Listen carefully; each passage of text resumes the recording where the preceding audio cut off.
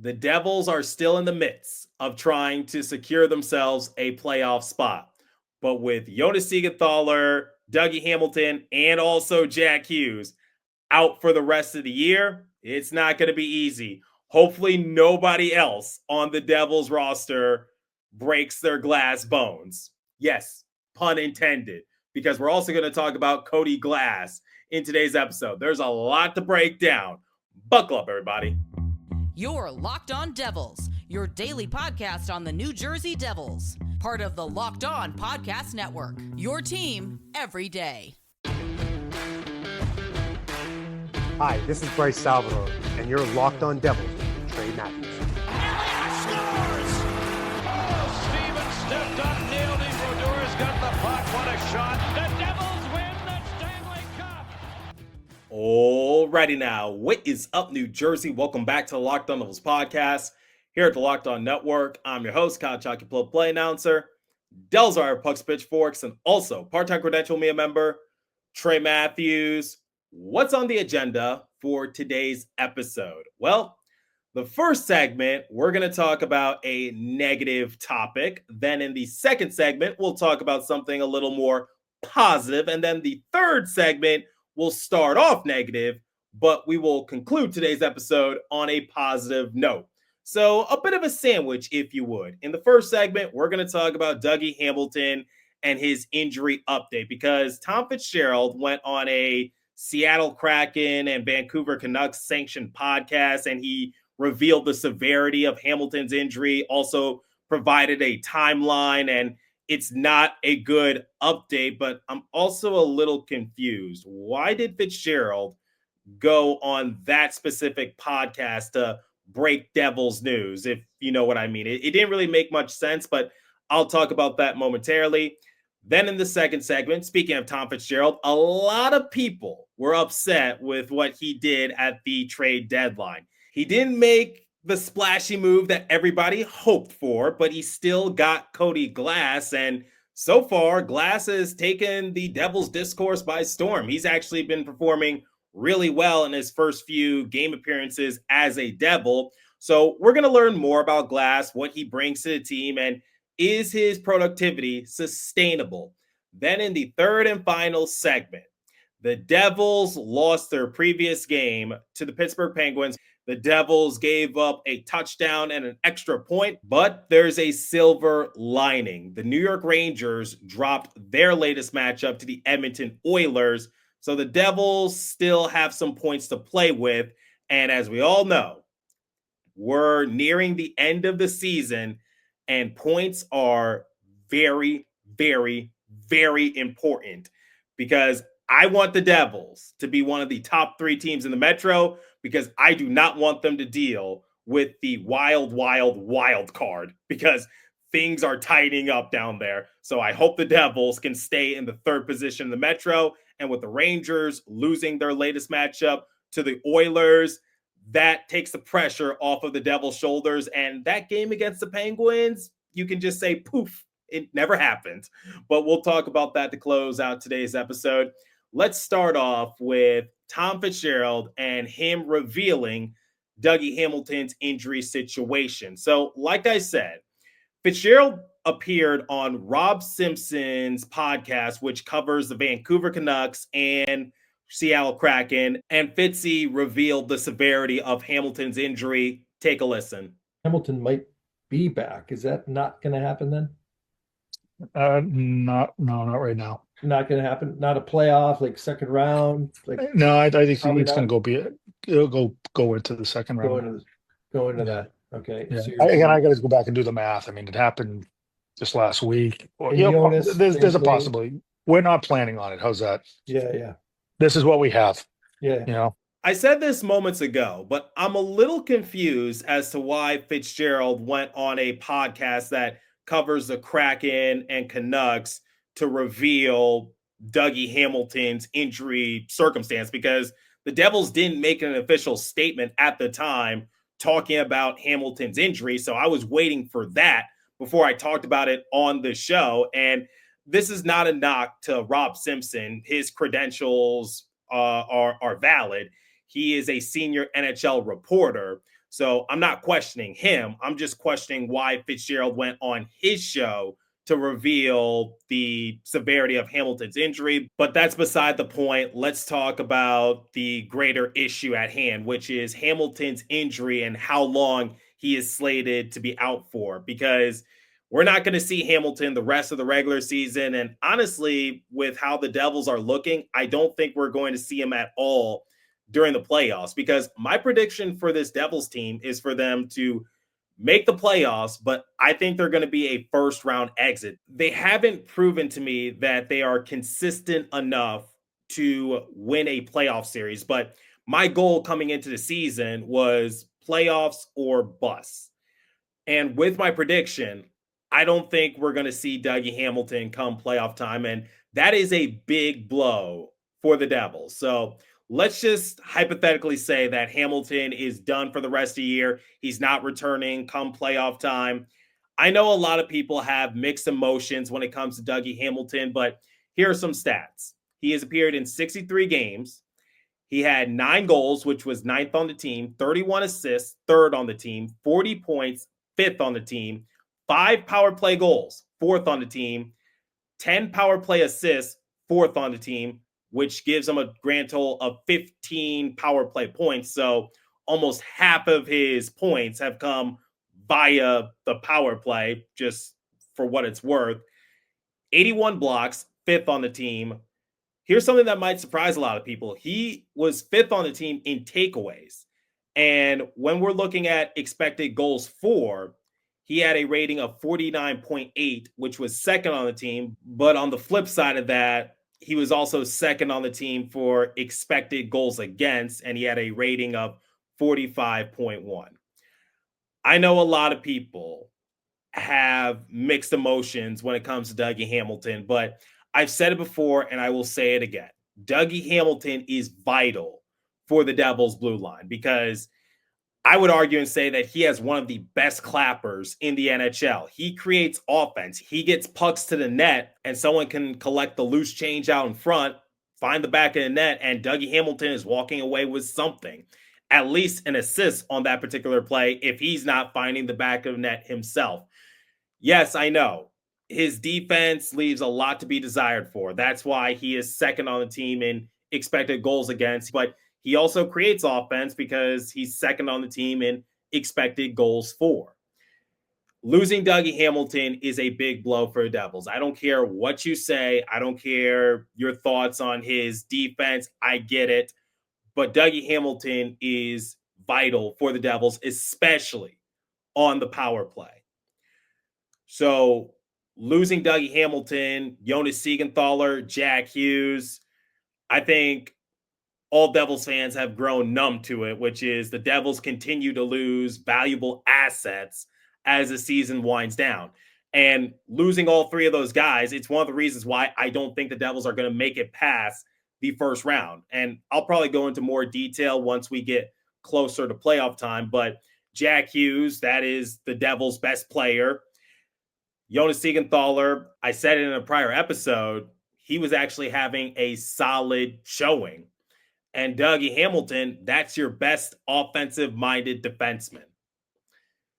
Final verdict, Dougie Hamilton no longer participating the rest of the season. That's a big blow for New Jersey. And it's disappointing because we've seen this before where his season gets cut short prematurely. And if any season was any indicator, the Devils are not a better team without Dougie Hamilton. He missed 75% of the season last year, and the Devils did not improve defensively. The numbers show that. So losing Siegenthaler and Hamilton on your back end, not only do you lose an offensive-minded defenseman, but you also lose a defensive-minded defenseman. 2 big blows who eat up a good chunk of minutes. Now you have less bodies, and there's a lot of pressure on the shoulders of Luke Hughes. And that leaves me a little concerned come playoff time, because now you're going to have to see some players in certain circumstances that they're not accustomed to. And I think teams are going to exploit that come playoff time. I don't really know, but yeah, losing Hamilton and Siegenthaler, it sucks. And We can disagree as to what they bring when it comes to production, but one thing cannot be denied. Both of them played a lot of minutes. And now, with their minutes gone, and some people are going to have to step up, that does put a lot of pressure on the shoulders of some other defensemen. So we'll talk more about that when the playoffs get closer. But I just wanted to talk about it because I don't think I got the chance to talk about Dougie Hamilton and what he's been doing this season. Okay, we're going to shift over to something more positive. We're going to talk about Cody Glass. But before we continue, let me tell you guys about Factor. Eating healthy doesn't have to be complicated. With Factor, you get chef-made, dietitian-approved meals that are ready to heat and eat in just 2 minutes so you can fuel your body without the hassle of cooking. Factor meals arrive fresh, never frozen, and with 40 options across 8 dietary preferences each week. You can customize your menu to fit your goals, whether that's calorie smart, protein plus, or keto. As you guys know, I'm constantly traveling, I'm constantly on the road, so sometimes I don't have time to cook for myself, so I enjoy using Factor. Eat smart with Factor. Get started at factormeals.com/Factor Podcast and use code Factor Podcast to get 50% off your first box plus free shipping. That's code Factor Podcast at factormeals.com/Factor Podcast to get 50% off plus free shipping on your first box. Okay, let's talk about Cody Glass and what he's been bringing to the Devils. He scored in the latest matchup against the Penguins. He now has 4 points in his first 4 games as a member of the Devils.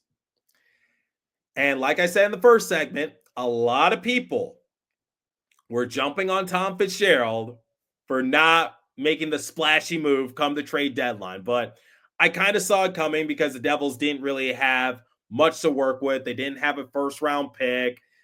You don't want to trade away Shimon Nemitz or Seamus Casey for a few-month rental. Don't sacrifice your youth for something that's only going to help you for a few months. And let's face it, the Devils are not contenders this year, so it doesn't really make sense for them to break the bank for someone like Ryan Donato or Kyle Palmieri when they're not going to be hoisting the cup, especially with Jack Hughes out. But like I said, this segment is supposed to be a little more positive. One move that Tom Fitzgerald made that seems to be paying dividends is getting Cody Glass from the Penguins. So in this segment, I want to talk more about Cody Glass, the production he's been providing for New Jersey, and is his productivity sustainable going the rest of the season?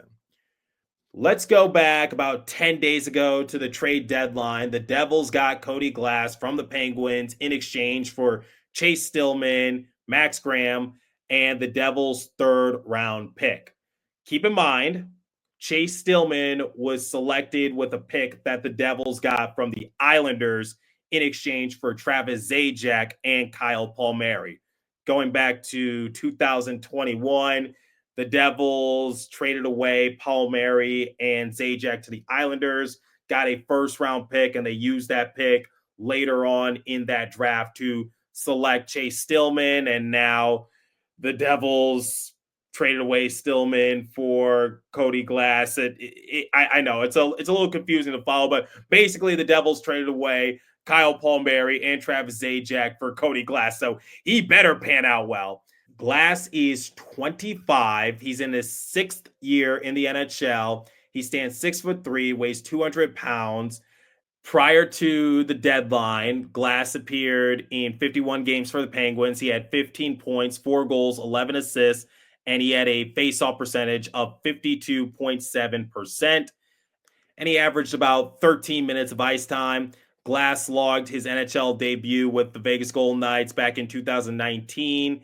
And he spent 2 seasons with Vegas, then was traded to Nashville for Nolan Patrick in 2021. He played 3 seasons in Nashville, recorded a career high 14 goals, 21 assists for 35 points in the 2022-2023 season. He's originally from Manitoba, and he was the 6th overall selection in the 2017 NHL draft.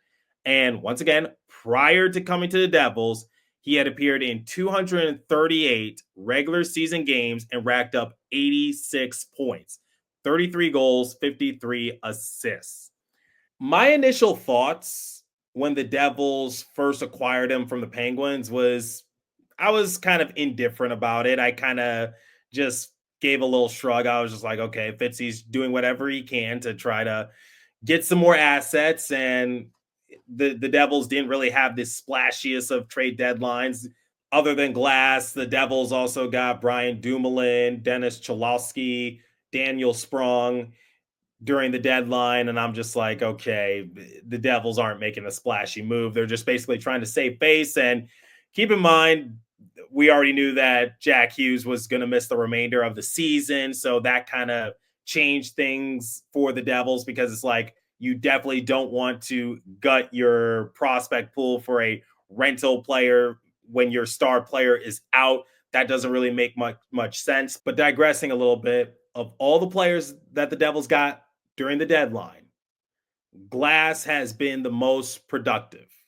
He has 4 points, 2 goals, 2 assists in his first 4 games with the Devils. Now, the big question is this sustainable? The answer is no. And me and Daniel Moya talked about it recently when we appeared on Running with the Devils. We've seen this before where a player is playing above his weight class. We saw with Paul Cotter, Eric Halla, Stefan Nason to an extent. Paul Cotter was a point per game player at one point. Eric Halla was a point per game player. Stefan Nason was a point per game player early on in the season. And that's one of the reasons why the Devils got off to a pretty decent start because their depth assets were producing a lot. But as the season started to progress, Eric Halla, it took him months to record another point. Paul Cotter, the hits were still coming, but the production on offense kind of went silent a little bit. And Sheldon Keefe actually scratched him for a particular game just because he felt like Cotter needed a reset. Nason, still pretty solid, but not really the point per game player he was early on this year. But we all knew that wasn't going to last that long. So the one thing I could say about Cody Glass is that I've been really impressed with the way he's been playing, especially alongside Eric Halla. Obviously, Halla did not play in the previous game against the Penguins. Sheldon Keefe, once again, giving Halla a bit of a reset because Halla's been struggling all year long. I know he's been injured, but digressing a little bit. Glass has been impressive, but I'm still keeping my expectations moderate to low because I've just seen it happen before. We've seen it happen this year.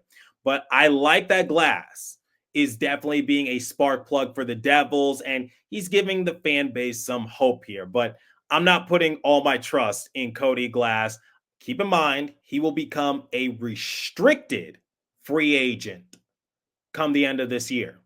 So he might not be a rental, but so far, so good. I've been impressed with Cody Glass. Okay, we're going to look at the playoff picture momentarily, but before we continue, let me tell you guys about Wonderful Pistachios. Looking for a snack that's both delicious and nutritious? Crack into a good source of protein with Wonderful Pistachios. Wonderful Pistachios is one of the highest protein nuts. Each 1 ounce serving has 6 grams of protein, giving you over 10% of your daily value. Plus, they're packed with fiber and better for you unsaturated fats to help keep you feeling fuller all day long.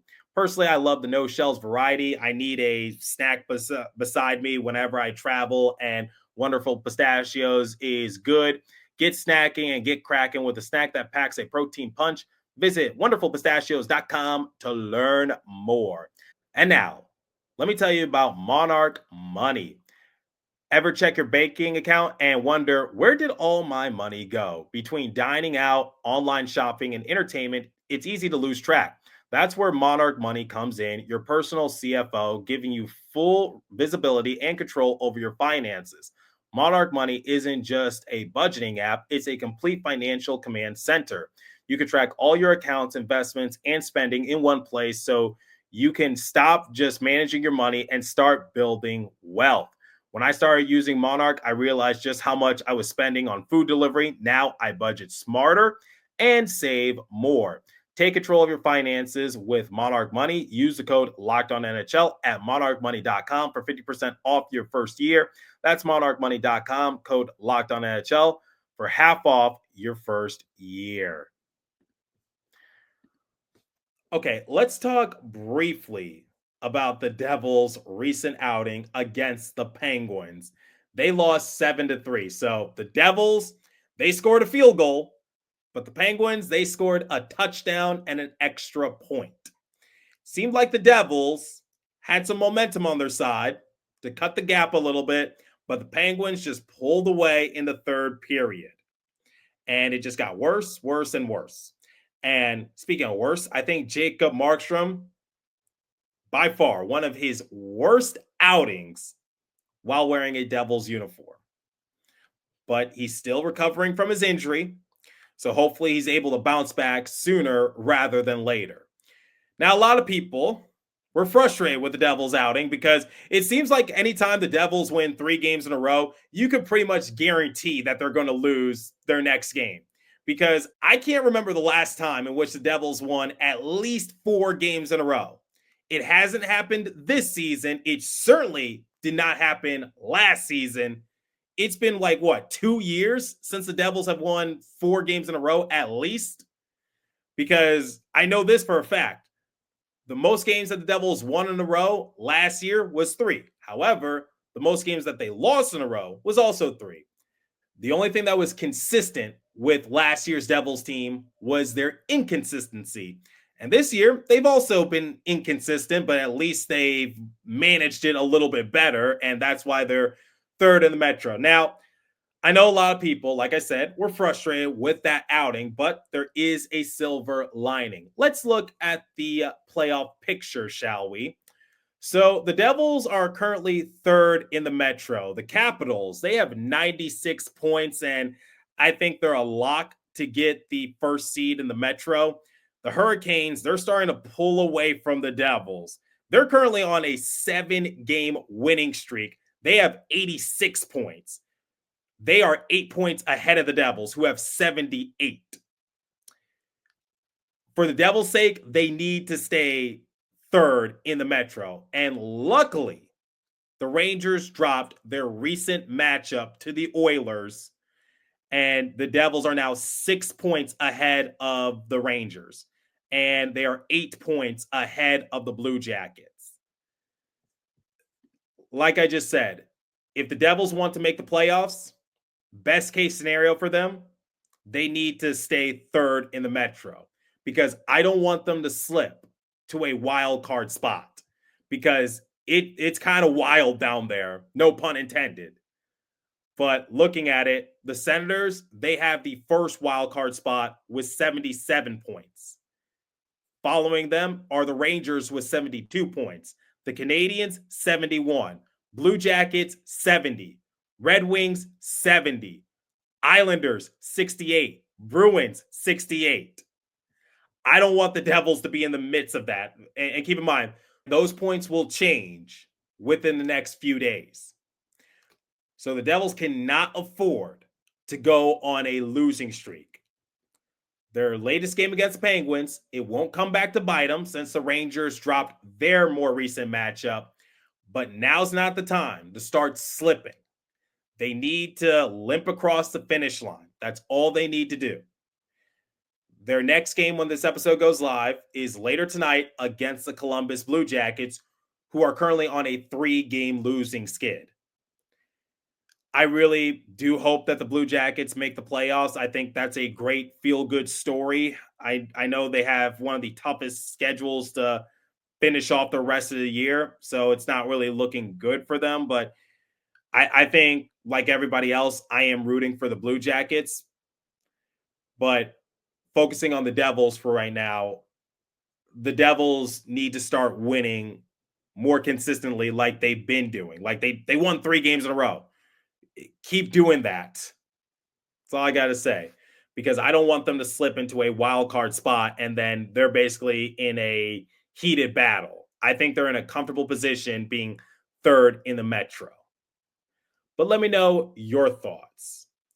What do you think of Dougie Hamilton and his impact for the Devils roster? Because a lot of people want to see him gone, but he has a no movement clause. So more likely than not, he will leave New Jersey when he wants to leave New Jersey. What do you think of Cody Glass? Do you think his production is sustainable? And also, who are you rooting for to make the playoffs besides the Devils? I'm curious to hear your thoughts. Leave a comment down below if you're watching on YouTube. If you're listening on podcast streaming service, hit me up on my personal X-Page app at TreyMatt4 or the show's X-Page app at Locked On Devils. As for today's episode, that's all the time I have for you. Continue to stay safe. Have a wonderful day, New Jersey. Go Devils. I'll catch you guys next episode. Thanks for listening once again.